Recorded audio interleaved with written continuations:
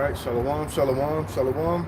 All right, before I begin, I want to give all praise, honor, and the glory unto Yahweh, Bahashem, Yahawashi, Bahashem, Rakah Kodash. All right, double honors to the apostles. You know, the apostles and elders are great millstone that rule well, and peace and blessing to be multiplied on all you brethren pushing this word in all sincerity and truth. Shit.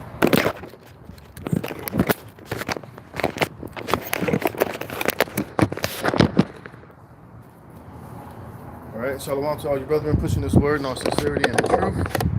All right, to the hopeful elect, the 144,000, and the rest of the great multitude of men, women, and children that will receive mercy from the Lord in these last days. Shalom. All right, I'm the brother Dama Al-Gabar. I'm here with another live lesson, like we do week in and week out, to come out here and to prophesy the downfall and the utter destruction of Babylon the Great, aka America, and the rulership and the authority of all the heathen. All right, which you have a lot of Israelite groups now, you know, coming out now in these last days, which, as Elder Apostle Tahar made a good point, this is the, you know, the year where a lot of bug outs are coming out. A lot of guys are coming out with wayward doctrines. A lot of guys who are bugging out, who are losing it, who are going off the deep end, bringing in a lot of damnable heresies. And one of the recent ones is these guys are ultimately trying to underplay and downplay the authority that Yahawashi is coming back to demonstrate when he makes his glorious second return. Which, when Yahawashi comes back, he's going to destroy all dominion and all rulership and all authority that these heathens possess right now. All right? From the moment Yahawashi cracked those clouds, man, the moment those missiles drop, that's in for the dominion and the rulership of all these heathen nations. All right? You're not going to have Gog and Magog or Russia rule for any bit of a period of time once Yahawashi cracks those clouds. That's it, man. That's the end. You know, Yahushua's coming back to be King of Kings and Lord of Lords, and he's going to rule all these nations with a rod of iron. They're not going to have the audacity or the power to even attempt to try to step or try to take down or dethrone Yahawashi and the elect and in the house of Israel once Yahawashi comes back. That's it. They're through. They're finished, man. All right, but you got guys trying to undermine that. You got a lot of guys who are not really pushing the seriousness and the authority that Yahawashi is ultimately coming with. When he comes back this second time, man, he's going to lay down all rule and dominion, man. That's it for these nations, all right? Starting with Esau, Edom, you see?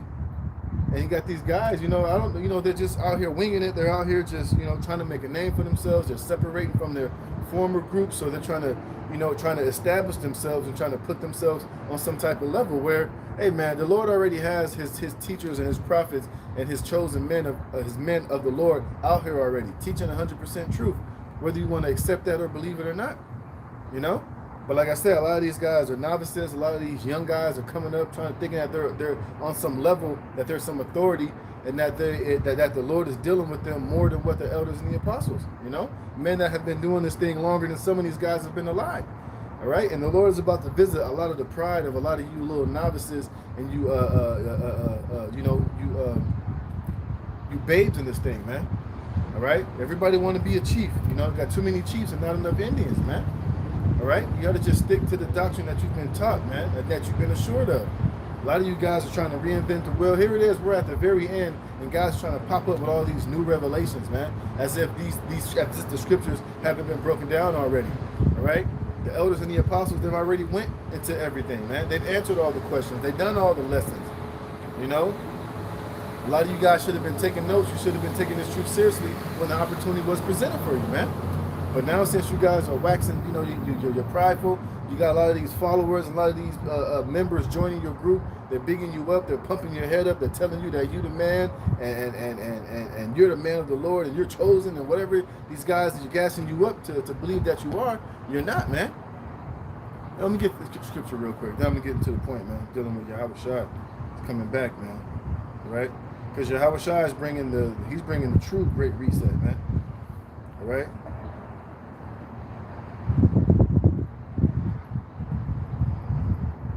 This is the book of Matthew. Let's see. This is the book of Matthew, chapter 23, verse 10. It says, "Neither be called ye masters, for one is your master, even Yahawashi, even Hamashiach. But he that is greatest among you shall be your servant." You see? And this is a part that a lot of you guys miss, man. Hey, the more greater you are, the more humble you should be. The more you are, the more you're in a servitude capacity, man. But you guys thinking that the more that you're being exalted, the more you're being raised up and lifted up, you think it's for you to sit on the throne as a king, man. You know, but no. The more that you're exalted, the more humble you got to be, man. The more of a teacher and a leader you truly have to be.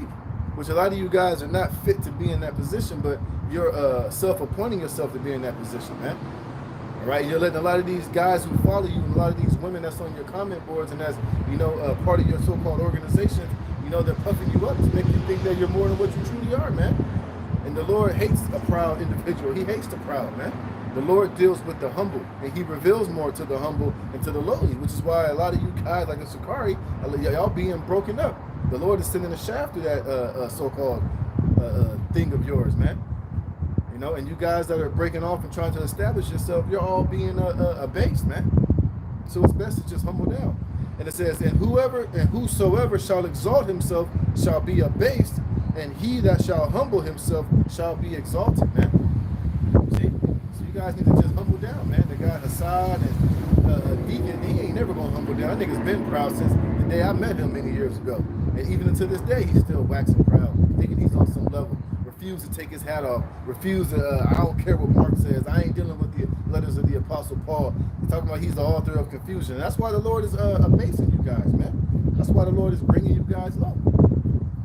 Because you refuse to humble yourself and you're trying to exalt yourself. But guess what? The Lord knows the perfect way the Lord knows how to humble a nigga, man. And a lot of you guys are going to be humble in these last days, all right? But anyways, let me get to the point of what I want to get to, dealing with Yahawashi coming back, man. And the great authority and the authority and the dominion that he's about to be exalted with when he comes back, man. And nobody is going to raise up against Yahawashi. Nobody's going to be able to lift a finger, lift a thought. Even if that thought comes into your mind, man, it's going to be destroyed. It's going to be dealt with. It's going to be handled, man. Hey, because when Yahawashi comes back, man, and when the Lord raises up the elect, and we get those new bodies, and we come back down off those chariots, nobody's going to oppose us, man. Nobody's going to gather up a crew. They're not going to be stashing weapons. They're not going to have some last hoorah to where they're going to try to literally come up and fight against Yahawashi and the elect after they see what Yahawashi is going to do when he comes back, to judge and to make war, man. You would be a goddamn fool to try to raise up against Yahawashi and the elect and the holy angels after he comes back to execute exactly what he's coming to do, man. All right? And we got to give Yahawashi all that glory and all that credit and let these nations know that, hey, that's it for you, man. And all knees are going to bow to the names of Yahawashi and Yahawashi in that day, man. Nobody's going to question. Nobody's going to have some type of thought to where they're going to try to raise up and try to take us down, man. It will all be futile, man. So let me get this. This is oh, look at this. I'm gonna read in the margin what it says here. It says, just as Genesis is the book of beginnings, Revelation is the book of consummation. In it, the divine program of redemption is brought to fruition, and who's going to be redeemed is the elect, the 144,000 of the 12 tribes of Israel.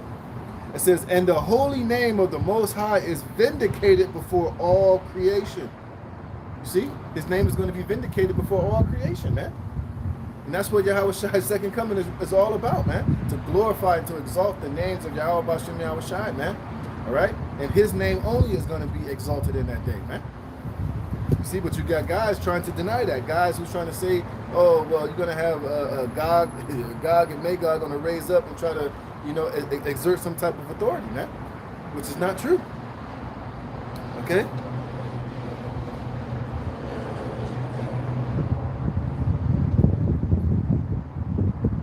It says, thus the book is an unveiling of the character and program of the Most High. What is the program of the Most High? It's when Yahawashi's return, that he's going to rule over these nations with a rod of iron. He's coming back to establish his throne, his authority, his kingdom, his rulership, his dominion, his power, his vibration over this whole planet Earth, man. And all nations are going to be subjugated under it, man. All right? Let me see.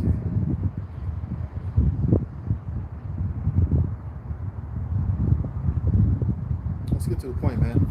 All right, the first precept I got is Revelation chapter 1, verse 7. And it says, let me read up a little bit. I'm starting at 3. This is Revelations 1 and 3. It says, blessed is he that readeth, and they that hear the words of this prophecy, and keep those things which are written therein, for the time is at hand. It says, John to the 7 churches which are in Asia, grace be unto you, and peace from him which is, and which was, and which is to come, and from the 7 spirits which are before his throne, and from Yahawashi Hamashiach, who is the faithful witness, and the first begotten of the dead, and the prince of the kings of the earth, unto him that loved us, and washed us from our sins in his own blood, and have made us kings and priests unto the Most High and his Father. To him be glory and dominion forever and ever. Amen. You see? So they're already giving you an introduction of what Yahawashi did when he was on the earth, and what he's coming back ultimately to do, to redeem us, man, to redeem the elect, to make us what? A nation of kings and priests, man. What is a nation of kings and priests demonstrate is power and dominion. And who are we going to have that power and dominion over? Who are we going to be kings and priests over? These other nations. It's going to be a joint rulership with Yahawashi and the nation of Israel, and we're going to exert authority and dominion over all of these nations. You see, and it says what? And it says, "Behold, he cometh with clouds," talking about Yahawashi. And what are those clouds? The chariots. And when he's coming back, this is exactly what he's coming to do: is to exhort his throne, his dominion, and his rulership on this powered earth, man. And to strip these nations of their sovereignty, man. And that's why the first thing he's going to do is to destroy these nations and all of their armies. Because what does an army bring you? An army brings you sovereignty. An army brings you authority. It brings you, authority to be able to have control and power over what you have. The Lord is coming to strip them of all of that authority and that sovereignty. All right. And the Lord is going to dictate, and he's going to be in sole controller and sole ruler of this whole planet and this universe when he comes back this second time, man. It says, and every eye shall see him, and they also which pierced him, and all the kindreds of the earth shall wail because of him, even so, amen. You see? So these nations are going to wail when they see Yahawashi crack those clouds, man. Because they're finally going to understand everything that was written in this Bible was true. Because right now, people lack, people doubt. People don't have a full assurance that everything that is written within this Bible is real. Because Esau has created a lot of doubt. All right, the fear of the Most High is taught by the commandments of men. So these people really believe that when the Lord, when he comes back, especially a lot of these Christians, that he's coming back to save everybody on the planet Earth, that he's coming back with love, peace, and lollipops, you know, that he's coming back for all this peace and safety and love. No, the Lord is coming back to judge and to make war, man. He's not coming back this time, you know, to be put upon the cross, to be subjugated in the kingdom of these heathen nations, man. He's coming back to take and to dominate and to exalt his authority and establish his kingdom, man, and to judge all of the wickedness and the sins and all the bullshit going on this planet Earth, man. Establish the throne of David, man, which was the throne of David was all about the nation of Israel putting all these heathen nations and their surrounding areas in subjection, man. They were tributaries, man. They had to kiss the ring. It's going to be the same thing when Yahawashi comes back, but this time it's going to be established forever, man. And we're going to have this authority with King David, the 144,000, with new bodies where we're not going to sin, where we're going to be immortal. We're going to be like gods. We're not going to sin. We're not going to, the Lord's not going to have a reason for these nations to be able to come up against us, man. We're not going to have to be punished or be put in our place or to be go back into captivity under these heathen nations anymore. All right? Our authority is going to stand forever, man. It says, I am Alpha and Omega, the beginning and the ending, saith the Lord, which is and which was and which is to come, the Almighty. You see? And that's not Yahawashi saying that he's on the level of the Most High Yahweh, man. But the Lord has given all authority to Yahawashi, man, when he comes back this second time. You see? And these nations are going to all bow down unto it, man. All right, let's get this. And I'm just going to pull scriptures just dealing with Yahawashi coming back and establishing his authority on this earth, man, which is not going to be tested. It's not going to be ran up on, man. You see? Hey, because like I said, when Yahawashi cracked those clouds, man, these nations are going to know within their heart of hearts, man, that this is the Son of the Most High. This is Yahawashi, man. This is the same power that the Bible spoke about thousands of years ago. That power that these people have forgotten about, that they've not feared, that they've doubted, that they've was told was a fairy tale. It's not going to be a fairy tale in that day, man.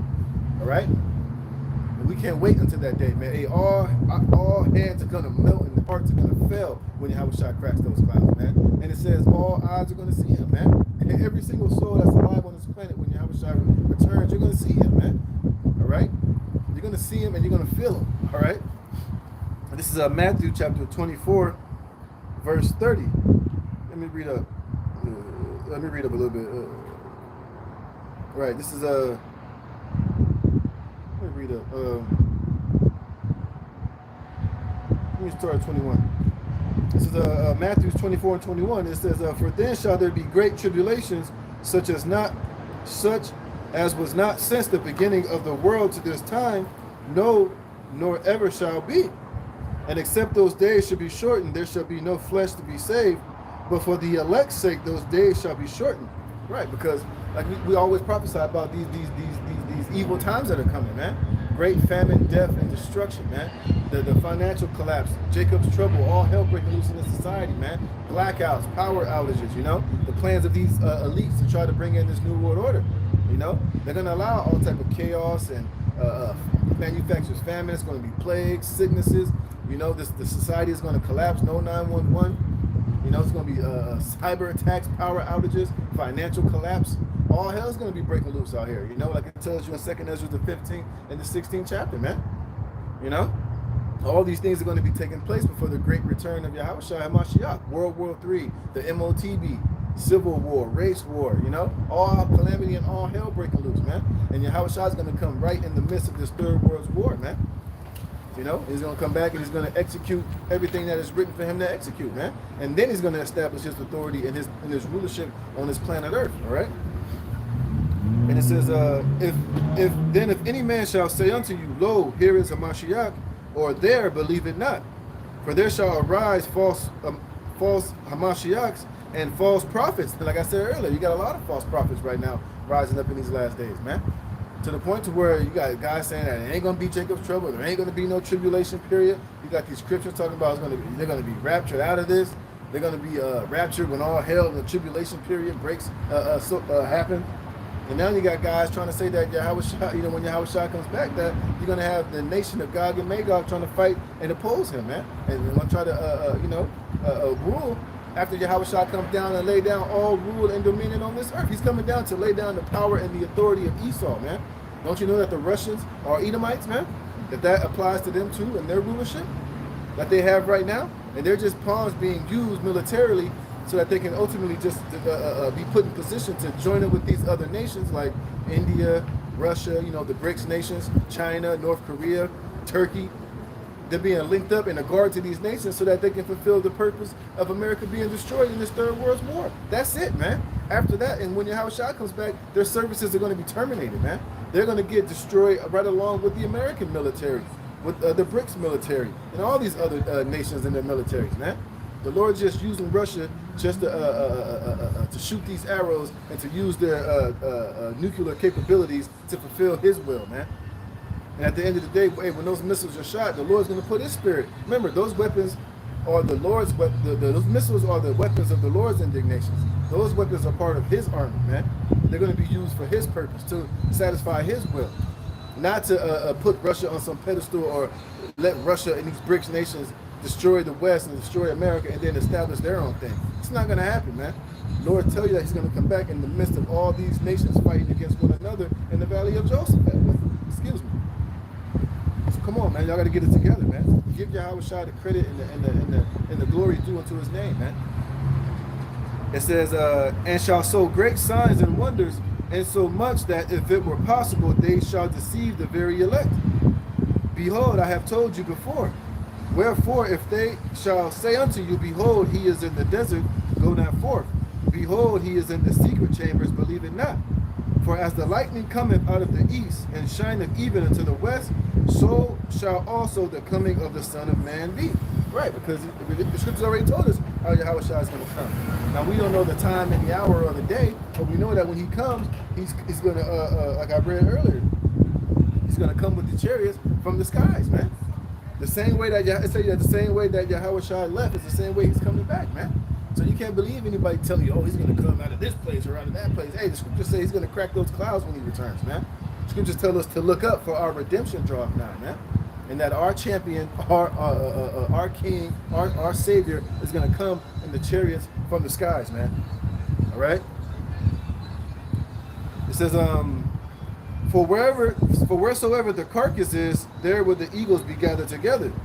And immediately after the tribulation of those days shall the sun be darkened, and the moon shall not give her light, and the stars shall fall from heaven, and the powers of heaven shall be shaken.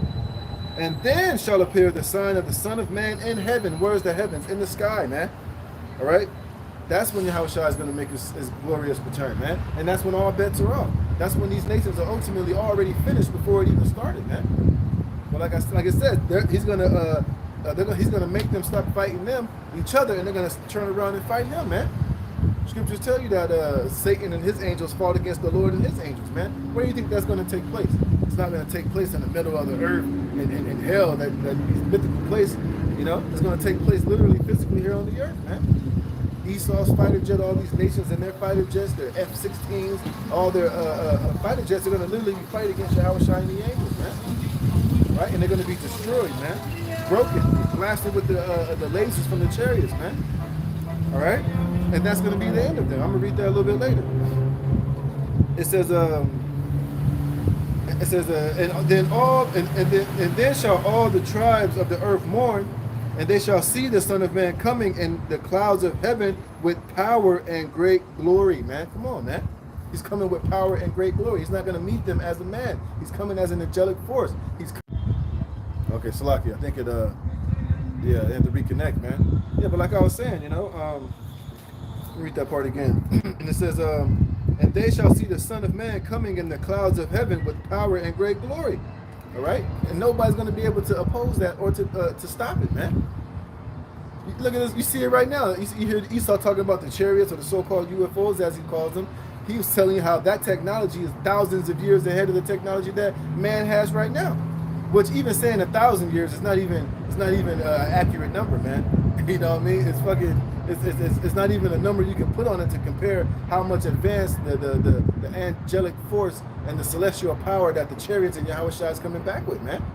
You can't put no type of number or figure on it, man. It's just gonna far surpass anything that's on this earth, man. And that's why it's going to be a flawless victory, man. And Yahawashi is coming back with that power and that great glory to lay the dominion and the power of these heathens to rest, man. You see? In verse 31, and he shall send his angels with a great sound of a trumpet, and they shall gather together his elect from the four winds and from one end of heaven to the other, man. See? And then guess what? That same elect that he's going to gather from the four corners of the earth, that's the same kingdom of heaven that's going to come back down after the destruction, after the nuclear annihilation, destroys America, destroys the land of Israel, destroys certain parts of this planet Earth. After Yahawashi beats and bashes and destroys these nations in their army, we're going to watch the lake of fire, which is America being destroyed. And we're going to be on the chariots. We're going to be changed. We're going to get those new bodies. Now, we don't know how long we're going to be up there in the chariots with Yahawashi, you know, probably getting new names, you know what I mean, getting the new bodies, having that first drink, you know, celebrating, singing the song of Moses, praising Yahweh Yahawashi. Before we come back down here, we're not going to be, it's not going to be no army of Gog and Magog or the Russians waiting to defend themselves when we come back down, man. But I'm going to show you, let me show you that real fast, man. What's going to happen to these nations and their armies, man. Let me get that Revelation 6 real quick.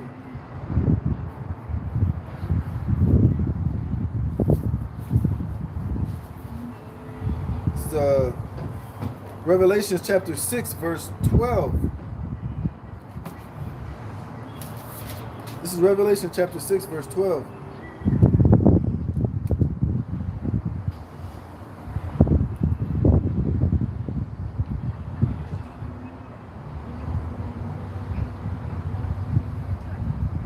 Yeah, I'll read up a little bit. And this is Revelation chapter 6, verse 9.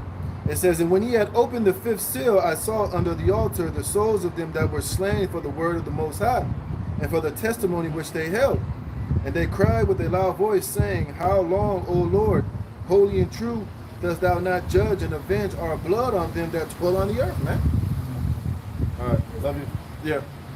All right, love you too. You know? So scriptures say that so even the those that have been slain in heaven, the prophets that are up there with the Most High, even they're saying to the Lord, "How long, Lord?" Basically, they're rooting and cheering for the Lord to come back and to execute the judgment that is written, man. All right, to come and avenge the souls of the elect, to come back and to gather the elect and establish His dominion and His rulership on this planet Earth, man. So look, you got those in the heavens doing that. We're doing that here on the earth too. We're constantly praying and crying to the Most High that we, for the Lord to come back, man. We're constantly hastening for the return of Yahawashi so we can get the hell up out of here, man. Because we know that through Yahawashi, that's our only way out of here. That's our only path to salvation. That's the only way that our bonds are going to be broken and we can be taken out of this captivity and out of these chains of darkness in this flesh, man. So if you ain't constantly begging and praying the Lord for that, then you're not in the right spirit, man. And a lot of these other Israelite groups who have made all this money, who living all comfortable, they ain't ushering, they ain't hastening for Yahawashi to come back because these niggas are living mad comfortable here in Babylon the Great. They making all type of money. They got podcasts. They got the donations coming in. They got super chats. They got the what do you call that shit? The Hebrew universities. They selling breakdowns. They selling T-shirts. They selling wares. Like Elder Apostle Gabar said, niggas selling everything that ain't nailed to the floor, man. And I was watching those dudes that broke out from Sakari, even they was like, yeah, check out our merchandise. And that's what I think. I'm just speaking as a man. I think Al-Azhar probably didn't want to give up a lot of the revenue, man. A lot of the money that they're making from selling shirts and all that shit. Since he was the head of the organization, maybe those other guys probably wanted to, they probably wanted to, divvy up the dough. And he probably didn't want to part with it. So now these guys are breaking off to doing their own thing so they can do what? Set up their own shop, set up their own stores, their own clothing lines, sell fringes, sell shirts, do these things and do what they got, do what they want to do, man. Because what? These guys are looking to live comfortable here, man. They ain't ushering the return of Yahawashi. They don't want to get out of here, man. They ain't, because they comfortable here, man. They settled upon their leads here. They found a way to make money and profitize off of this truth, man. And they don't want to let that shit go. Right? But us who are of the household of faith, hey man, I'm ready to lose every goddamn thing, man. Because we truly don't have anything here, man. All right? We're not, everything that is here is temporary, man. And this place is the worst place going, man. Every day is just more and more wickedness taking place. Every day is more vexing, more draining, more just horrible, man. We're dying every day here, man. Everybody literally got microplastic in your testicles, in your bloodstream, man. This devil, I did a lesson earlier this week. This devil was literally spraying vaccines in the air, whether we want to take it or not, man. We're literally being gas chambered in this fucking place, man. And you got niggas comfortable here, man. How the hell can you be comfortable in the land of your captivity, man? In the land of darkness is darkness itself. We'll show you that you guys ain't in the right spirit. And that's why the Lord's going to destroy a lot of you fucking comfortable, settled on your leads Israelite camps, man. Because you niggas don't want Yahawashi to come back, man. Y'all love it here in Babylon the Great. So the hell with you niggas, man. And that's why when Yahawashi comes back, he gonna get you niggas too if you ain't right, man. Back to where I was. Where was I? Verse. Right, I'm read that again. In Revelation 6:9. And when he had opened the fifth seal, I saw under the altar the souls of them that were slain for the word of the Most High, and for the testimony which they held. And they cried with a loud voice, saying, How long, O Lord, holy and true, dost thou not judge and avenge our blood on them that dwell on the earth, man? So even the souls of the just are complaining continually in the heavens, man. They're asking the Lord, how long? I can imagine. You can see that in your mind. Yahawashi's up there. You probably see all the men of the Lord up there begging the Lord every day. Hey, but really, Yahawashi really doesn't have an answer for him because not even he knows the hour in the day. He knows. He wants to come back. He wants to come back and get the precious fruit, his precious jewels. But he has to wait for the call from Yahweh to do it, man. So, it's kind of like, when you got kids and your kids are asking you, well, Dad, you might tell them we're going to go somewhere. And you tell them that, they constantly ask you, so when? But, you want to take them, but you don't know exactly when their money's going to be right, when it's going to be the right day, when you're going to take off this day of vacation and do all that. But you know what's in your heart, you want to do it, and you kind of don't have the answer for them. So, but it kind of like, damn, like, you're telling them, like, stop asking me, I'm going to do it. But it's kind of like, you want them to give them the answer, but you don't really have it at that exact time. It's the same with Yahawashi, They're continuously saying, Lord, how long?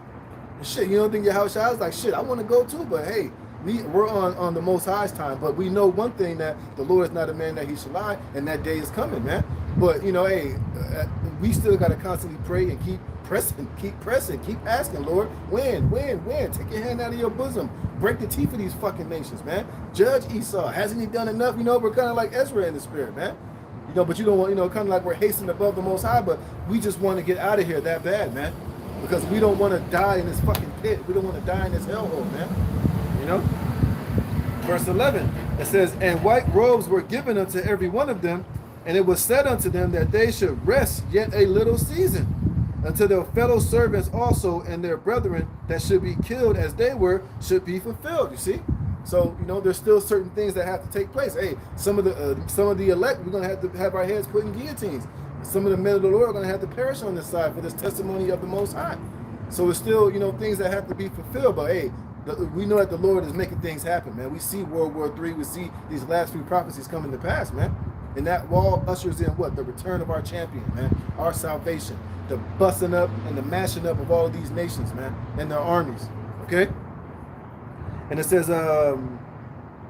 verse 12, and when I beheld when he had opened the sixth seal, and lo, there was a great earthquake, and the sun became black as sackcloth of hair, and the moon became as blood, and the stars of heaven fell unto the earth, even as a fig tree casteth her untimely figs, when she is shaken of a mighty wind, which is ultimately the nuclear missiles, man. All right? It says, and heaven departed as a scroll when it is rolled together, and every mountain and every island were moved out of their place. And the kings of the earth, and the great men, and the rich men. So listen closely, Sakari, man. All of these rich men, these kings, these nations, these are all these nations, man.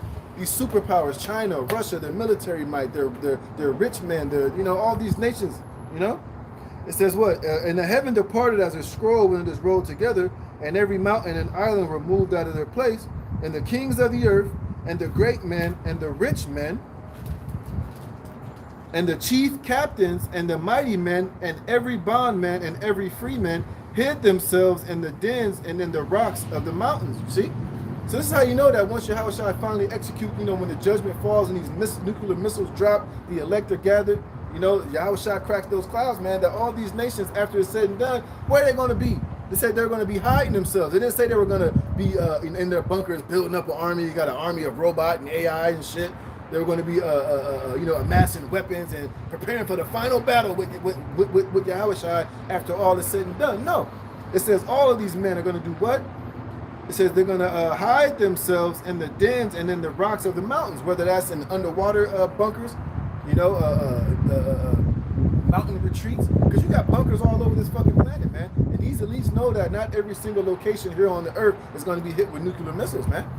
There's certain places that's not going to be hit with the missiles. And the Lord put it on His Spirit for these elites to find these places, because that's where they're going to be taken out of when we come back down. When we come back out of the chariots, we're going to grab up all of these elites, man. The ones that matter, man.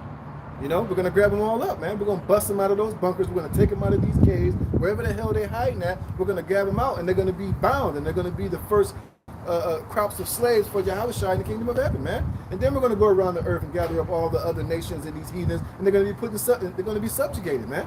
They're going to have to, they're going to serve slavery for 1,000 years, man. We're going to be putting this earth back in order, putting the nations in there. They got to serve their punishment, and then, they'll be able to go back into their lands and, live, but they're going to have to serve and keep the laws, statutes, and commandments of the Most High, man.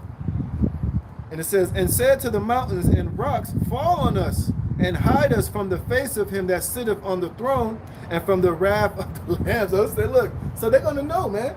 And they're going to try to hide themselves from the wrath of Yahweh and the Lamb, man. They didn't say they were going to buck up. They were going to ante up, gather munitions, be in some type of form of rulership. It literally said they're going to be hiding, man. Not that we're going to be sitting in the place trying to have one last hoorah and fight against Yahawashi, because these nations are going to see the wrath and the glory and the power that Yahawashi and the holy angels are coming back with, man. They're even going to see some of the elect get spiritual power and be doing particular things out here, man. So they're going to see that, and their jaw's going to fucking drop, man. Even right now in our lower state, man, Jake is still the best thing going. We still dominating and trap. Matter of fact, you got the Olympics right now. Who the hell do you think is going to be dominating in all of the events that truly matter, man? Who's going to dominate in the gymnastics field? That one Judah chick, I forget it, Simone Biles, man. Who's going to be killing it in the basketball courts? Jake. Who's going to be the most hyped up event of the whole Olympics is going to be the fucking track and field, man. And who's going to dominate and who's going to rule that, man? It's going to be just like when, what was that, the 1948, the Berlin Olympics, when Hitler thought he had the master race. Who showed up and showed out, man? It definitely wasn't the so-called master race, man. It was Jake, man.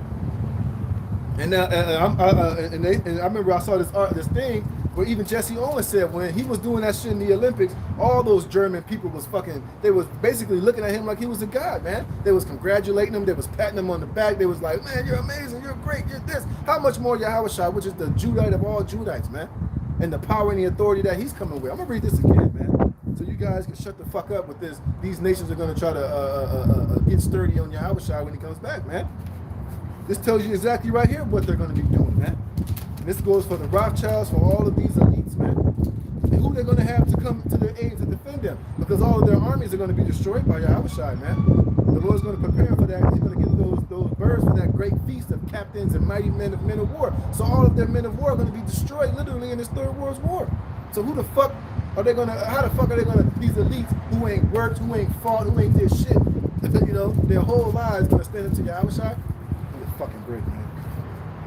Let me read that again, man. And it says, Revelations chapter 6, verse 14, and the heaven departed as a scroll when it is rolled together, and every mountain and island were moved out of their places. And the kings of the earth and the great, remember, this is after the nuclear destruction, man. This is after Yahawashi comes back, gather the elect, you know what I mean? That great war in heaven, Satan's angels versus Yahawashi and his angels. You know, people getting zapped, these buildings getting blown to shit. And then eventually the Lord's going to use the final weapons of his indignation, which are going to be these nuclear missiles, which is going to totally eviscerate Babylon the Great, man.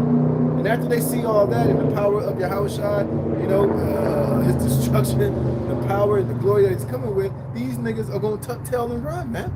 They're not going to all of a sudden. Here it is. The Lord said that when he comes back, when you read in Ezra, is that these nations are going to be scared, but the Lord's going to put the spirit on them to fight him, man. Even though they know they're going to get their ass destroyed. But what does it say these mighty men are going to do? It says, and the kings of the earth, and the great men, and the rich men, hey, and if Putin is still around then, somewhere where he's at, he's going to be hiding out too, man. He ain't going to be out here standing up on his horse, marching and shit, thinking that they're going to stand up against the prince and princess, man. It says, and the chief captains, and the mighty men, and every bondman, and every free man hid themselves in the dens and in the rocks of the mountains, and said to the mountains and rocks, fall on us, and hide us from the face of him that sitteth on the throne, and from the wrath of the Lamb, for the great day of his wrath is come, and who shall be able to stand? Come on, bro. Who's going to stand in that day, man? It definitely ain't none of these nations. Definitely none of these kings of the earth. They're not going to stand. Hey, their knees are going to melt, man. Especially when they hear the pounding of the elect, pounding in those doors of those bunkers, wherever they're hiding at, getting pulled up by the scalp out of those joints and thrown on their knees and putting shackles before Yahawashi and the elect and the chariots, man. I never forget that painting that somebody drew where it got Yahawashi. He's holding like a chalice. And you got all the men of the Lord around him, and you got the Edomites with their hands behind their back on their knees with chains on their asses, man. That represents these kings of the earth, these elites, these Edomites, these elites of these different nations, man. They're all going fucking down, man. All right? They're not going to be able to abide in that day, man. All right? What else I got? I got some more precepts, man. So that kills that whole stupid argument, man. All right?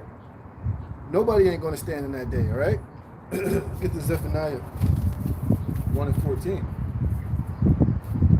You know, and, hey, and this is the day that we all should be looking forward to. This is the day that we all should be prophesying and ushering in, man, because, hey, we're going to be joint heirs with that, man. And we're going to get a piece of the action too, man. The Lord's going to let us get busy. The Lord's going to let us flex. He's going to let us, you know, be a part of his, you know, his great coronation and his transition of power, so to speak, man. It's going to be a glorious and a beautiful day, man. And we know that ain't nothing going to be able to stand in it, stand up to it, or abide in it, man. All these nations are going to be, they're going to be torched, man. All right?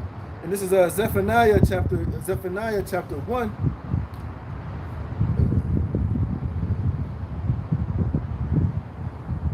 I'll start up a little bit. This is start at 13. No, I'll start at 14. It says, Zephaniah 1 and 14, the great day of Yahweh is near. Matter of fact, I want to read this in another translation. me read it here first. Let me read it here first in the King James, and I'm going to read it in another translation. It says, the great day of Yahweh B'Shem Yahawashi is near. It is near and hasteneth greatly. So like I was saying earlier, hey, the Lord is not speeding up these times for no reason, man. We're not already halfway through this 2024 year for no purpose. The Lord is speeding up these times because why? It wouldn't no flesh left to be saved. Like I was saying earlier, hey, man, I know you brothers notice it. I know you brothers know, but maybe you brothers don't feel it as much. But this devil was definitely doing something to the food and the water more than what he was before, man. We literally don't know what the fuck we're eating right now. I believe he's putting a lot of that Mr. NA shit. He's already putting it in the air. He's spraying it all over the goddamn place. There's more in the water. There's more in the shampoo and the chemicals and the lotions and everything, man. Like I said in a video I did earlier this week, I don't know about you brothers, man, but as of late, maybe like for the last couple weeks, man, I'll be at work and out of nowhere, I'll just be dead tired. Like I can just fall asleep standing up, man. You know? This devil was definitely turning up he's turning up the heat, man. He's turning up the witchcraft and the sorcery and the goddamn poison in these foods, man. Even when you try to eat clean, I don't eat fast food. I don't eat out like that. I cook every day for the most part, man. But it's still, I don't know what the fuck it is, man. You just feel like this overwhelming feeling of just exhaustion, man. And part of the shit that he's spraying in the air with these chemicals, a lot of these sorceries and witchcraft, a lot of that shit is put in there to make you feel more depressed, more lazy, more tired, more unmotivated, man. This devil has the power to put these type of chemicals and shit within the air into the food to ultimately try to break you down, man. See, that's why the Lord is speeding up the time, and that's why we got to continuously, and that's the spirit that Elder Apostle Gabar said, to start putting up more curses on this place, because this devil he's working overtime right now, man. I feel it every day, man. Like I said, I'll be at work, all of a sudden I feel good, and then all of a sudden, when it start getting really hot, all of a sudden I just feel like I can fall asleep standing on my feet, man. I'm just tired, like drowsy, like what the fuck is this shit? So, hey, man, hey, the Lord's coming back to wreck shop, man, and we got to continue to pray that the Lord continue, like it says, the great day of the Lord is hastening greatly. It says, even the voice of the day of Yahweh, the mighty man shall cry there bitterly. It didn't say they were going to all of a sudden get a new, get a second wind and become more valiant. It says they're going to cry there bitterly, man. It says that day is a day of wrath. I just read that in Revelations, the 6th chapter, man. Who can abide in the day of the wrath of the Most High, man? Hey, and that's why we're hoping that we're part of the elect, because that wrath is not for the elect. 2/3 of our people are going to feel that wrath, and these nations are going to feel that wrath. It says, a day of trouble and distress, a day of wasteness and desolation, a day of darkness and gloominess, a day of clouds and thick darkness, which is ultimately what? The nuclear missiles, man. And here in the margin, it says devastation, man. All right? Let me see something real fast. And devastation, man. And that devastation is ultimately coming to all these nations. Tear to Babylon the Great, all the cities that we had to serve, Let me see something.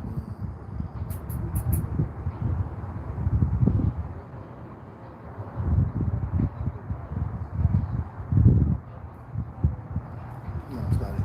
All right? And it says, a day of the trumpet and the alarm against the fenced cities and against the high towers, and I will bring distress upon men, that they shall walk like blind men, because they have sinned against Yahweh B'Shem Yahawashi, and their blood shall be poured out as dust, and their flesh as the dung. See?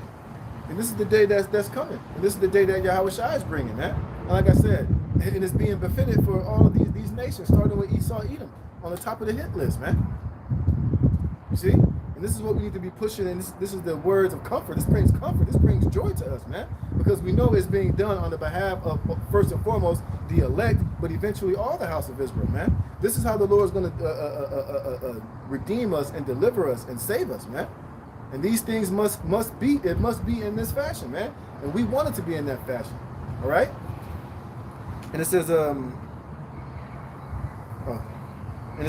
neither shall their silver nor their gold be able to deliver them in the day of Yahweh's wrath. You see? You're not going to be able to buy your way out of this, man. There's no amount of money or no amount of a bribe that you can give the Most High if you're on part of the wrath lift to be destroyed and to be judged, man. And Esau, he's through, man. There's nothing that he can do. He's finished. He don't have a snowball chance in hell, man. like I said, he's number one on the shit list. It says, and their blood shall be poured out as dust, and their flesh as the dark. Right there, slack. It says, but the whole land shall be devoured by the fire of his jealousy. What land is that? It's talking about America, Babylon the Great, man. You see, and once America goes, this is the land of Edom spiritually, man. This is the hammer of the whole earth. Once this place falls, everything else is going to fall like dominoes, man. NATO and the EU and the beast is going to fall. Like I said, these other nations like Russia and the BRICS and China, they're all pawns and tools of the Most High too. You know, the Lord's going to use them for what he wants them to use them for, and then he's going to destroy them as well. He's not going to set them aside and, you know, be like, well, y'all was cool because y'all kind of, nah, the Lord's going to whoop their asses too. All right? Hey, all knees are going to bow to Yahawashi, man. All nations are going to fall under the authority that the Most High is about to establish. There ain't going to be no, you know, no peace talks. There ain't going to be no side deals being made. They're going to bow down and kiss the ring, and they're going to, all knees are going to bow, man. And they're going to fall up under the order and the wisdom, knowledge, and the knowledge of Yahawashi, man. And if they don't come up to worship the Most High in the kingdom of heaven, they ain't going to receive no rain. They're going to be cursed, man. And like I said, and after Yahawashi comes back and do what he's going to do, these nations ain't going to, bro, just like when we left up out of Egypt and they heard the fame of the God of the Israelites. All the nations they all were in fear, man. They were shaking and trembling. How much more now in this time, man? When Yahawashi comes back, and this time he's gonna show himself, man. He's gonna make himself seen and known, man. He's gonna literally physically be here, and these nations are gonna see him, man. All right, and they're gonna all bow down, man. They're all gonna tremble. They're all gonna kiss the ring. They're all gonna get in line, man. All right, and it says, but the whole land shall be devoured by the fire of his jealousy, for he shall make even a speedy riddance of all them that dwell in the land. Period, man. Let's get that in a different translation.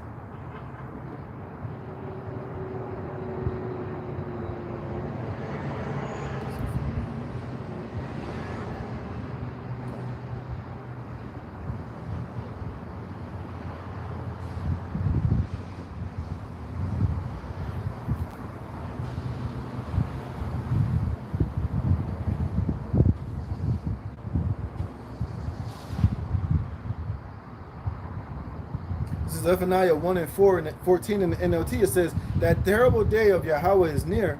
Swiftly it comes, a day of bitter tears, a day when even strong men will cry out. It will be a day when Yahweh's anger is poured out, a day of terrible distress and anguish, a day of ruin and desolation, a day of darkness and gloom, a day of clouds and blackness, a day of trumpet calls and battle cries. Down go to the walled cities and the strongest battlements, because ye have sinned against Yahweh. Ba'ashem Yahawashi, I will make you grope around like the blind. Your blood will be poured out into the dust, and your bodies will lie rotting on the ground. Your silver and gold will not save you on that day of Yahweh's anger, for the whole land will be devoured by the fire of his jealousy. He will make a terrifying end for all the people on earth. You see? Now we know it's not going to be all people on the earth, because the elect are going to be preserved.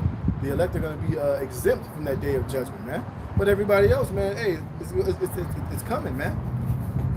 It's coming. All right? Let me get this. Book of Job 18, man.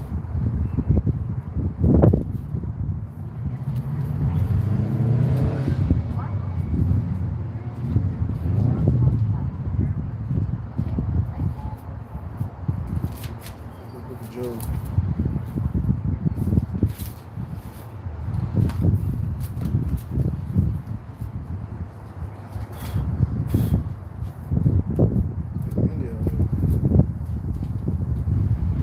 This is the book of Job, chapter 18, verse 5. It says, yea, the light of the wicked shall be put out, and the spark of his fire shall not shine. Come on, man. So if Esau's light going to be put out, how the hell is he going to shine, man? And that deals with, that's everything, man, from his, you know, his so-called wisdom, his traffic, his businesses, his fucking stock market, you know, his Federal Reserve, you know, his military, his secret, all the secret councils and CFRs, trilateral commissions, all of his goons, his secret societies, all that shit's gonna be literally put out, man. And the only thing that's keeping Esau afloat is what? His blessing of the sword, man. Which Yahawashi is coming to snatch that. Look, his sword is getting blunt and more blunt each and every day, man. Look, Esau, America's military is not what it used to be. That shit's weak as hell, man. They don't even have they can't even recruit. You know, their recruitment numbers are down. That's why they're going to have to eventually have a draft out here, man. See, you know, now part of Esau's blessing, like of course, you know, like Russia and these other nations, you know, Russia, which they're Edomites, that military is strong, but like I said earlier, that is being used for the will of Yahawashi, man. Hey, Russia's army and his missiles is literally Yahawashi's army, man. He just put the spirit on Russia to use it to be able to eviscerate Babylon the Great, man. So hey, either way you slice it and dice it, man. Hey, it's all in the hands of the Most High, man. It says the light shall be dark in his tabernacle, and his candle shall be put out with him. The steps of his strength shall be straightened. See, what's his strength? The sword, man. All right.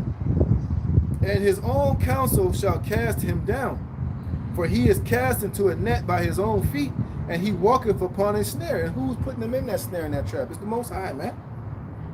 All right. The Lord is putting him in that snare and in that trap. You see that he can't. He's not going to be able to get himself out of it. He's not going to be able to maneuver or avoid that trap. It's going to slam tight and shut on his ass, man. You know.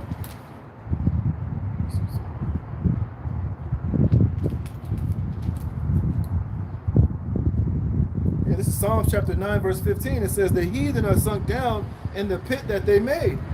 In the net which they hid is their own foot taken." See, he's setting them on. The Lord has Esau setting him own self up to be destroyed, man. Here does Esau think he think he's in control. He think he's going to lead all these nations into this third world war, and it's going to come out the way that he wants. You know, all of this, you know, order out of chaos. All of this, you know, fear-based tactics. How he's going to bring the order out of the chaos to lure everybody into this new world order, into this digital beast system. It's all a trap being set for his own fucking soul, man. But he's too proud and too arrogant to see it. But the Lord has him right where he wants him, man. It says, Yahweh is known by the judgment which he executed. The wicked is snared in the work of his own hands. Higion Selah. The wicked shall be turned into hell, and all nations that forget the Most High. Man, come on. It says, for the needy shall not always be forgotten, which is the elect. The expectation of the poor shall not perish forever. Arise, O Yahweh, Bashem Yahawashi, let not man prevail. Come on, man. So they're going to prevail for a little while, for a little season. Well, King David said this prayer, said the Lord, don't let the heathen prevail. And they're not going to prevail, man. They're going to fail miserably, man. They're going to be beaten into powder at the presence of Yahweh, Bashem Yahawashi, man. It says, and let the heathen be judged in thy sight. Put them in fear, O Yahweh. Didn't I just read that in Revelation, the 6th chapter? What did it say these nations and the kings and the mighty men are going to be when Yahawashi executes this judgment? They're going to be fucking hiding, man. Shivering in the corner like a little bitch. Not, like I said, not getting, not bucking up, not getting brave, not mounting up. No, they're going to be hiding and being terrified, man. Praying to their false gods and their idols, doing all types of sacrifices and shit, thinking that it's going to save them. But we're going to bust down, man. We're going to pull them out of them holes. We're going to put a foot up their asses, man, and slap chains on these devils. It says, put them in fear, O Yahweh, that the nations may know themselves to be but men.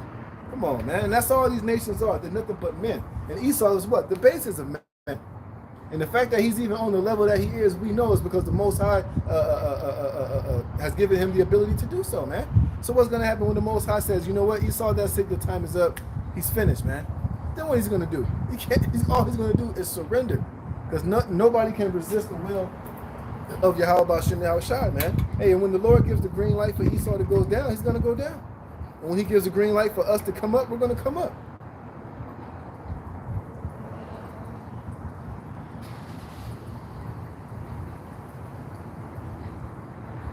So, all right. All right. Back in Job, man, it says, the steps of his, Job 18:7, the steps of his strength shall be straightened, and his own counsel shall cast him down. For he is cast into a net by his own feet, he walketh upon a snare. The jinn shall take him by the heel, and the robber shall prevail against him. Hey, did it say Yahawashi is coming as a thief in the night, man? You know? Which, you know, Yahawashi don't have to steal anything, but he's coming as a thief because he's coming at a time and an hour when nobody ultimately knows. You know, we know he's coming.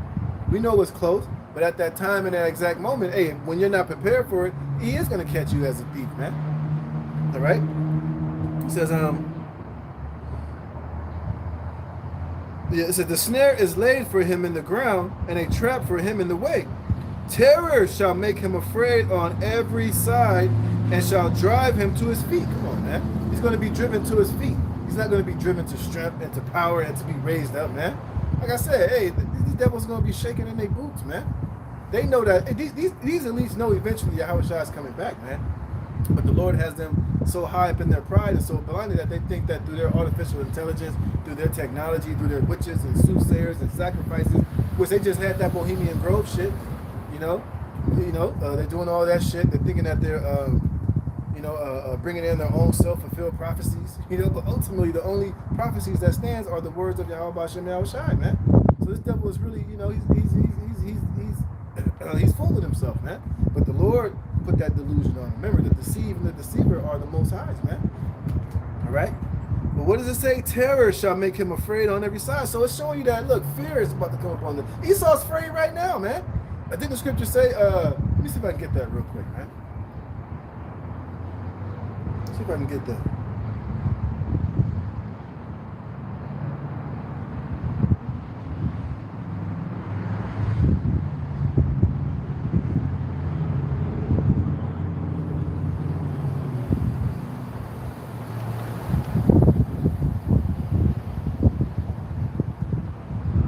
Maybe it's in the Apocrypha. Let me see.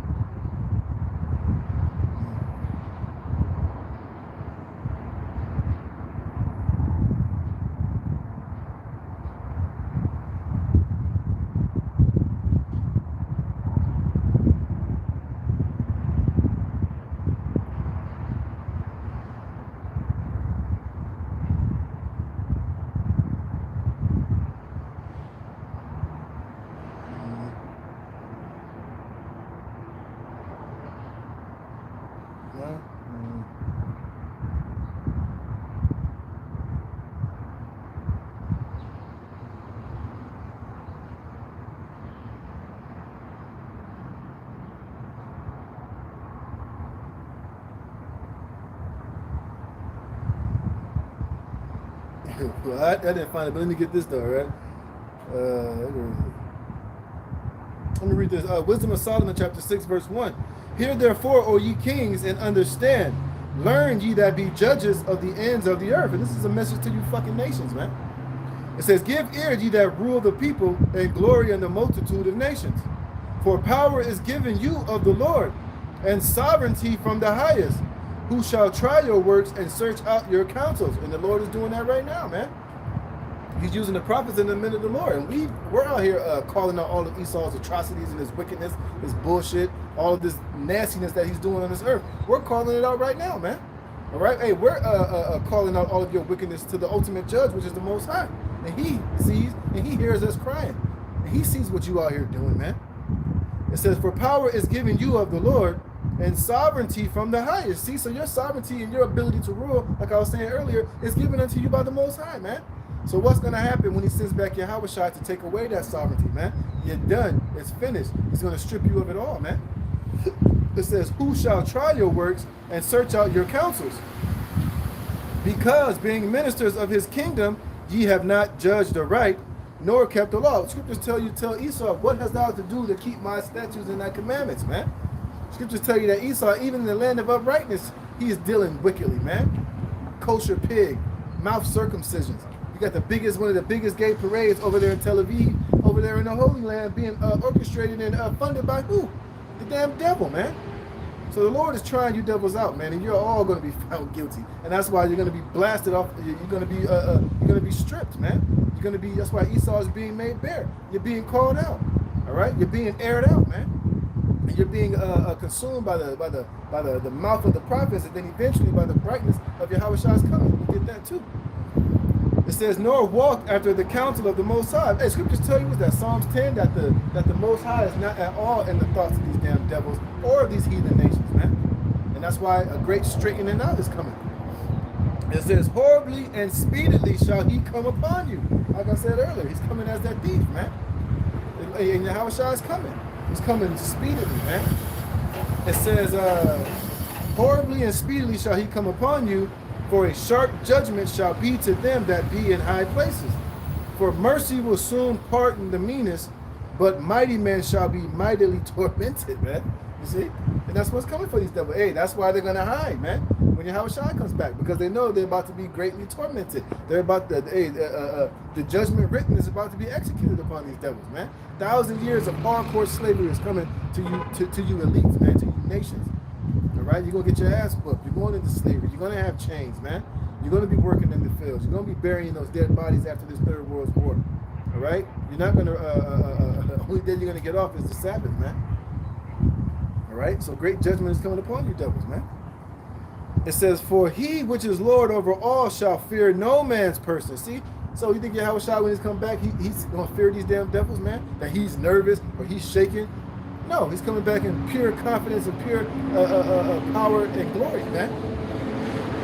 It says, neither shall he stand in awe of any man's greatness, for he hath made the small and great, and care for all alike. But a sore trial shall come upon the mighty. Unto you, therefore, O kings, do I speak, that ye may learn wisdom and not fall away. For they that keep holiness holy shall be judged holy. And Esau has kept wickedness in high regard. So therefore, he's not going to be judged holy, but he's going to be judged wicked, and he's going to receive the reward of the wicked. It says, and they that have learned such things shall find what to answer. Wherefore set your affections upon my words, desire them, and ye shall be instructed. But Esau doesn't desire the words of the Most High, man. He abhors and he scorns and he hates the way and the instructions of the Most High, man. It says, yeah, man, so he's not going to be instructed. That's why he's going to get the latter end. He's going to get judgment and destruction and judgment, man.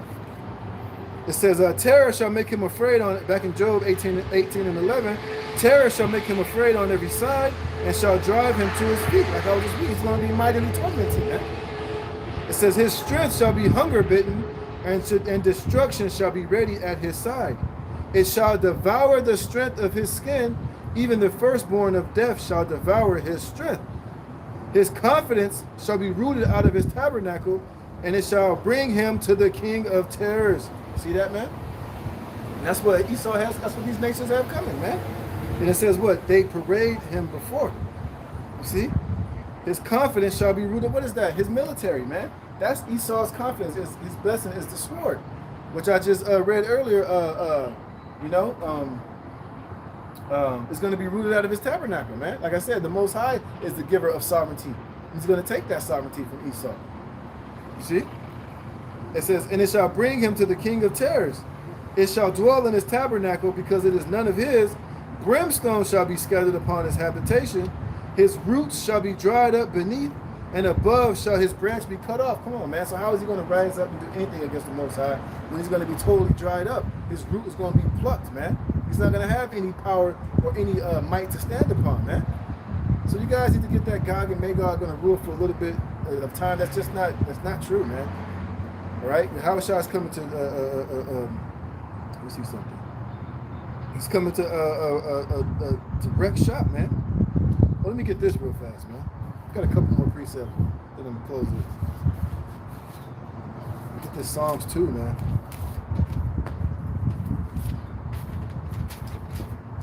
This is Psalms chapter 2, verse 1. It says, why do the heathen rage and the people imagine a vain thing? See?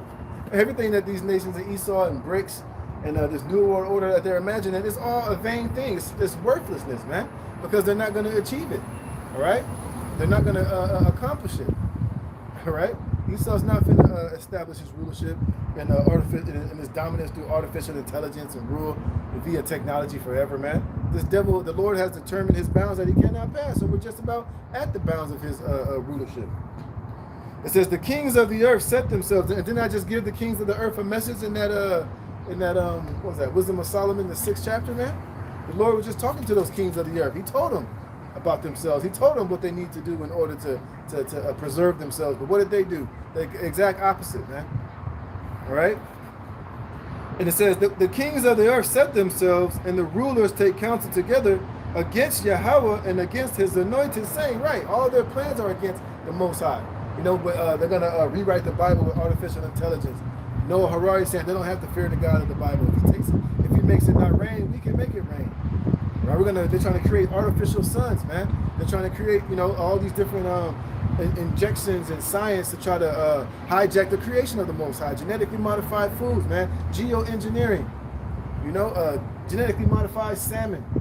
You know, all these different scientific, you know, demonic shit that they're doing to try to hijack the creation of the Most High. Change your DNA. Use mRNA to totally turn you and your DNA into something. Turn your DNA into the opposite of what the Most High created. He's trying to write his genetic code within you and hijack the creation of the Most High, man. That's what this New World Order is all about. So this devil is against the Most High on every level, man. And that's why the Lord is going to laugh at this devil. That's why the Lord is sending back Yahawashi to check these fools, man. And to put them in their place, man. And to show them that they are just men. Look, you see all the technology that Esau got, like I just read. The Most High ain't in all that shit. The Most High gave you that technology. He gave you the ability to create these things. You stupid assholes, man. You're using the creation that the Most High created to, you know, silicone and all these different things of the earth to create these different technologies, man. It wasn't by your own hand. You didn't create silicone. You didn't create all these different elements and stones and rocks and precious metals in the earth. This is all the creation of Yahawashi, man. All right? So you ain't on no level. You're only on the level that the Most High has given you to be upon, man. It says, let us break their bands asunder and cast away their cords from us. He that sitteth in the heavens shall laugh. Yeah, the Most High is going to be laughing at you fucking clowns, man. The Lord is laughing at you, man. Because like I said, you're not doing anything outside of the power and the authority of Yahawashi, man. The Most High ruleth in the kingdom of men. The Most High turneth the minds of these people and the kings of this earth the way that he wants it to be, man. You only have nuclear capability because the Lord put it on your spirit to create nuclear capability. He gave you the know-how to split atoms and to create these weapons of mass destruction, which were being created for his use at the end of the day anyway. You fucking pawn, man. See? It says, he that sitteth in the heavens shall laugh. The Lord shall have them in derision, man. So the Lord's going to flip it on you devils, man. It's only a matter of time to when, you know, everything that you think you got going is not going to start, it's going to work it's going to work against you, man. And the Lord is going to laugh. And guess what? We're going to laugh, man. And when we come out of those chariots, man, after the Lord then changed us and give us those new bodies and we're not going to sin and we're going to be immortal, so we're going to come back here on God's, man, we're going to literally laugh at the face of all of you nations, man. You know, we beat the shit out of you and we putting you in subjection, we're going to laugh in your face, man. We're laughing in your face right now because we know everything that you're doing is vain. It's futile, man. It says, then shall he speak unto them in his wrath and vex them in his sore displeasure. Yet I set my king upon my holy hill of Zion, you see, which is Yahawashi, starting with Yahawashi. King David, the 144,000, man. That joint rulership, man. See, the Lord has set his king upon the holy hill of Zion, man. Not you damn heathens. All right? And like I said, when Yahawashi comes back, I'm going to read that next in Revelation 19. Yahawashi is going to sit on that throne, but first he has to judge and to make war and to do a lot of judging and a lot of killing and a lot of ass whooping, man, and a lot of checking in this world first. But he is going to sit upon that throne, man. It says, I will declare the decree. Yahweh has said unto me, thou art my son. This day have I begotten thee. Ask of me, and I shall give thee the heathen for thine inheritance, and the uttermost parts of the earth for thine possession. And guess what? He's going to get every bit of that. And us, Lord willing, we're part of the elect, the 144,000. We're going to be joint heirs with him in that. The Lord's going to let us get some of that too, man. So it's already been established. It's already been written, man. We're just waiting for it all to play through. We're just waiting for Esau to fill up his measure of wickedness. For all these prophecy pieces to be set in place. And Yahawashi is going to sit on his throne, man. But first, he's going to take it, man. The dominion of the whole earth. But let me get that too, man. All right? It says, thou shalt break them with a rod of iron. Thou shalt dash them in pieces like a potter's vessel. Come on, man. This is what Yahawashi is coming back to do. So how are they going to stand and have any rulership when Yahawashi is coming to break them of all of that, man? He's going to break them, man. He's going to literally break them and beat them into subjection. right? It says, thou shalt dash them in pieces like a potter's vessel. Be wise now, therefore, O you kings. Be instructed, ye judges of the earth. Serve the Lord with fear and rejoice with trembling. But guess what? They are going to do that, but they're going to be forced to do that. The Lord is going to beat them into that subjection, and they are going to serve the Lord in the kingdom of heaven with fear and trembling, man. Even these Edomites for that 1,000 years, they're going to be in subjection. They're going to serve. They're going to be getting their ass whooped. And we're going to tell them to put that there, to put this there, shut the fuck up, get your ass in that cave, get in that pit. And then after 1,000 years, that's it. We're going to get rid of all of you Edomites, man. There shall be no more remaining of the house of Esau, man. But you other nations, you're going to go back into your lands, and you're going to worship Yahawashi, Yahawashi. We're going to show you how to serve. You know, to come up, keep the high holy days. You're going to come with gifts. You're going to reverence the Most High. You're going to put away your idols, and you're going to live in the righteous kingdom of our Lord, man. All right. And if you break the law, statutes, and commandments, we're going to be there to judge you. We're going to deal with you accordingly. But you are going to serve, and you're going to kiss the Son, man. It says, kiss the Son, lest he be angry, and ye perish from the way when his wrath is kindled but a little. Blessed are all they that put their trust in him. Right? Let me get that in Daniel's real quick, man. Let me get that in Daniel's, then I'm going to get Revelations 19.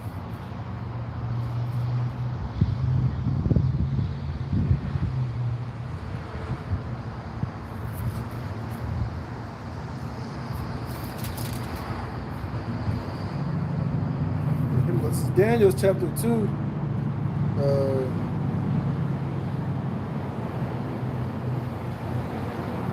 Let me get here in chapter 40.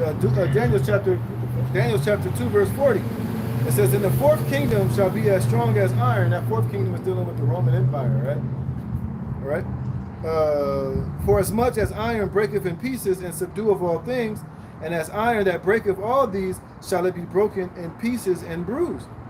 As whereas thou sawest the feet and toes, part of the potter's clay and part of iron, the kingdom shall be divided. It's talking about now. You know, the revised Roman Empire with NATO and the EU, which is a revised of the Roman Empire. Now it's all mixed up. It's weak, man. You know, because you got some of the America militarily is still strong, but a lot of those NATO and EU nations, those EU nations are weak, man. They're all they're weak financially, militarily. You know. And you see all the hostility between, you know, when Trump was in office with America and NATO, he was getting on their ass for not putting in enough, not helping the military, not putting in with the military enough. So now they're partly strong and partly weak, and they're ultimately ready to be taken, man. Look at the EU, all those damn migrants is destabilizing that country, man. Financially, they're weak. You know, you got the BRICS nations being formed. You know, there's a lot of tension between America and NATO. A lot of the NATO and EU countries, a lot of the NATO, EU, and America, they're not seeing eye to eye. They're having a lot of divisions, man, because it's ready to be taken and broken, and it's weak. It says, and whereas thou sawest the feet and toes, part of the potter's clay and part of iron, the kingdom shall be divided. But there shall be in it the strength of the iron, for as much as thou sawest the iron mixed with miry clay, meaning that the military part of it is strong with America. You know, EU has somewhat of a, you know, allied military. They got nukes and shit. They got a lot of NATO countries involved in it. But like I said, at the end of the day, a lot of those NATO nations and the EU nations, they're going to flip and turn on America, and they're going to burn this whole with fire, man.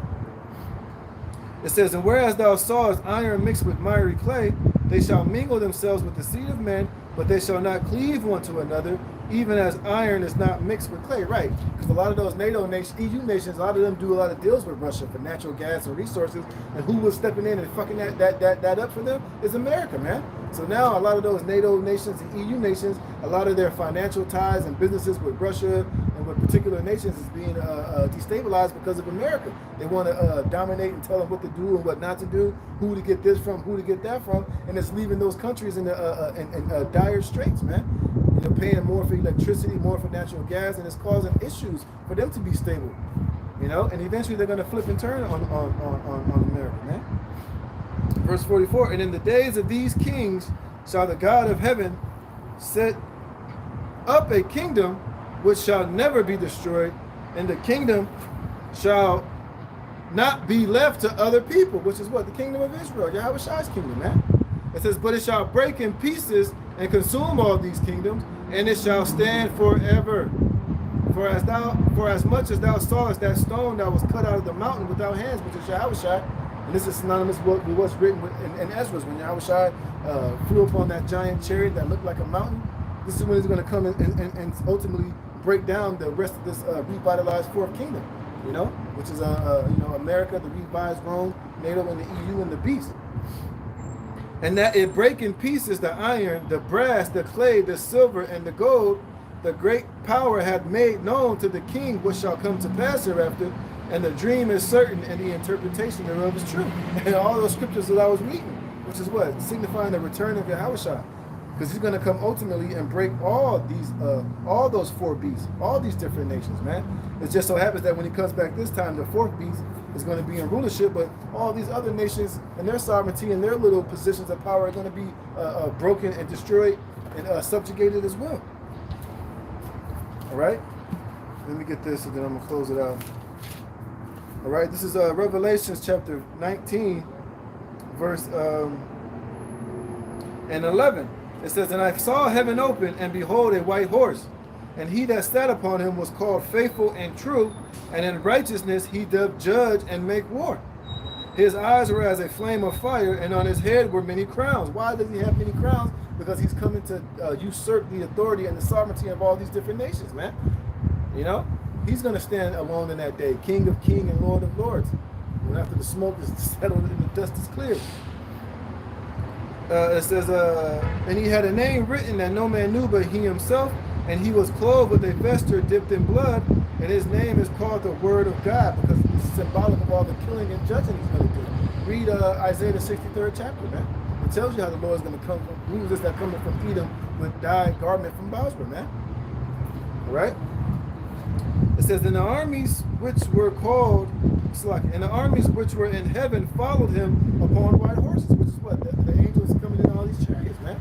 Like I said earlier, you're going to see Satan's angels fighting against Yahawashi angels. It's going to be a war in heaven, man. You're going to see the chariots zapping all these fighter jets, their drones, their tanks. They're going to be shooting them satellites out of space, trying to shoot lasers on the chariots, man. It's going to be a flawless victory, man. All right?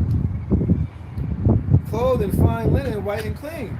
And out of his mouth goeth a sharp sword, that with it he should smite the nations, and he shall rule them with a rod of iron. And he treadeth the winepress and of the fierceness and wrath of the almighty power.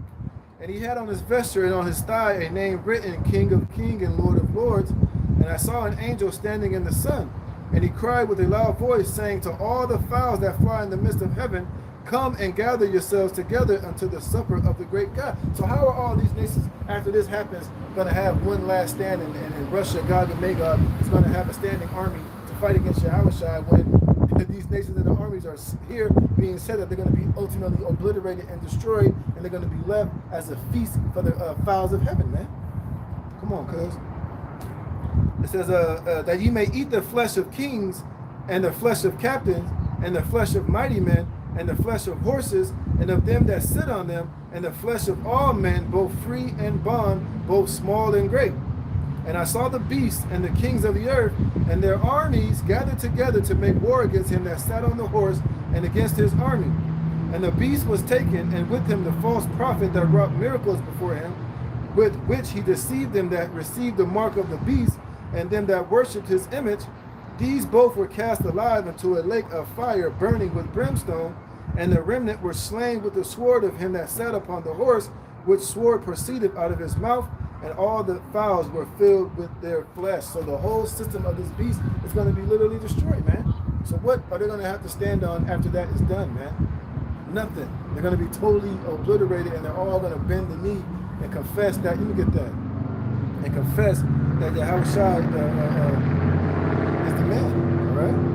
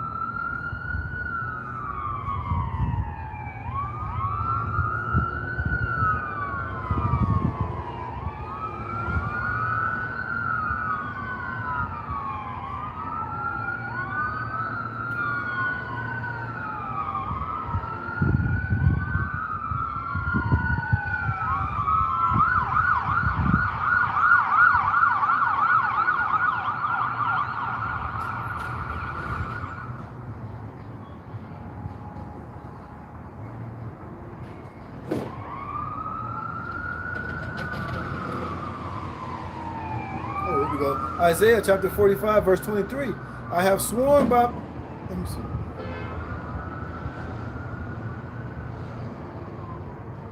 Yeah, I'm going to read up.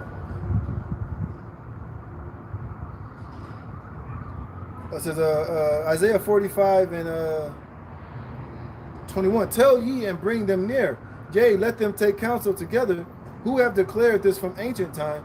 Who have told it from that time? Have not I Yahweh? And there is no God else besides me, a just God and a Savior. There is none beside me. Look unto me and be ye saved, all the ends of the earth, for I am the Most High, and there is none else. I have sworn by myself, the word is gone out of my mouth in righteousness, and shall not return, that unto me every knee shall bow, and every tongue shall swear. Surely shall one say, in Yahweh, B'Shem Yahawashi, have I righteousness and strength. Even to him shall men come, and all that are incensed against him shall be ashamed. In Yahweh shall all the seed of Israel be justified and shall glory, man. So all knees are going, all people are going to confess, and all knees are going to bow to Yahweh B'Shem Yahawashi in that day, man. And that's the day that we're hastening and that we're waiting to see, man. And nobody's going to be able to abide in it. None of these nations are going to stand in it, and they're all going to be judged and destroyed. And Yahawashi's name is going to be exalted in that day, man. All right. So with that, Lord willing, this was edifying. I'm going to give all praise, honor, and glory unto Yahweh, B'Hashem, Yahawashi, B'Hashem Rakakadash. Double honors to the elders and apostles, a great millstone that rule well. And peace and blessing be multiplied on all you brethren pushing this word in our sincerity and truth. Until the next week, shalom.